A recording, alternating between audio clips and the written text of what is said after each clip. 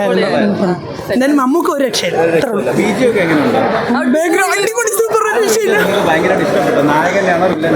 അയ്യോ മമ്മൂട്ടിയുടെ രണ്ടും അടിപൊളിയാണ്.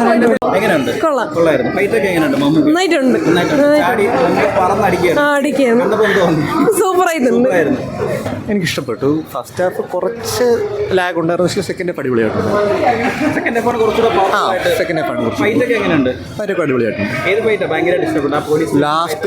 ലാസ്റ്റ് ഉള്ള ഒരു ഫൈറ്റാണ്. ആദ്യത്തെ കുറച്ച് ക്രിഞ്ചായിട്ട് തോന്നി, പക്ഷേ സെക്കൻഡ് ഹാഫ് അടിപൊളിയായിട്ടുണ്ട്.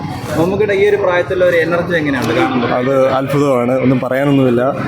പുള്ളിക്കാരൻ്റെ 70 വയസ്സിൽ റോക്ക് ചെയ്യുവാണ്. ബിന്ദു പണിക്കർ എങ്ങനെ ഉണ്ടായിരുന്നു അമ്മ വേഷത്തില്?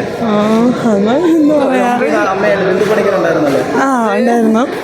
സത്യം പറഞ്ഞാൽ അത് ഇഷ്ടമായില്ല. നായികമാരൊക്കെ എങ്ങനെ ഉണ്ടായിരുന്നു? നായിക പൊള്ളി. അപ്പൊ അതിൻ്റെ വന്നതിന് ശേഷം ഇപ്പൊ മമ്മൂക്കായിട്ട് വരികയാണ് അഞ്ജന ജയപ്രകാശ്. എങ്ങനെ ഉണ്ടായിരുന്നു? ബീജിയം ഒരു രക്ഷയില്ല. ഇഷ്ടപ്പെട്ടോ? നായകന്റെ ആണോ വില്ലന്റെ ആണോ? നായകനെക്കാട്ടിലും അവരുടെ ഫൈറ്റ് സീൻസിലുള്ള അവരുടെ ഒരു ബീജം ക്രിസ്റ്റോ സേവിയർ അല്ലേ, നല്ലോണം ചെയ്തിട്ടുണ്ട്. എങ്ങനെയുണ്ടായിരുന്നു? സൂപ്പർ.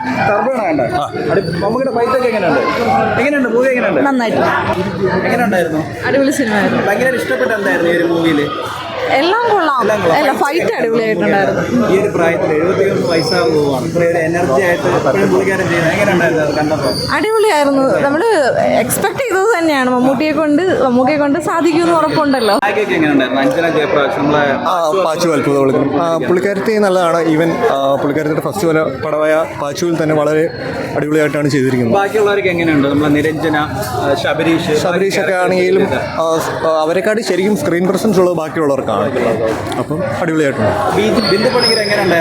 ബിന്ദു പണിക്കർ അമ്മ വേഷം നേരത്തെ ചെയ്തിട്ടുണ്ടെന്ന് തോന്നുന്നു വേറെ സിനിമകളിൽ. കൊള്ളായിരുന്നു, നല്ലതായിരുന്നു. വില്ലൻ അടിപൊളി സ്വാഗാണ്, അടിപൊളിയാണ് പറയാൻ പറ്റില്ല. പക്ഷെ അടിപൊളിയാണോ മമ്മൂക്ക ഇതുവരെയുള്ള സൂപ്പറായിരുന്നു. ഒരു രക്ഷയില്ല, അത് പറഞ്ഞു. ഒരു രക്ഷയില്ല, അടിപൊളിയായിരുന്നു. അത് കണ്ടില്ല, പക്ഷെ കാണാതെ വന്ന് കണ്ടു. എല്ലാം കൊള്ളായിരുന്നു, പക്ഷെ ബീജിയം കുറച്ചും കൂടെ ബെറ്റർ ആകാമെന്ന് തോന്നിയായിരുന്നു.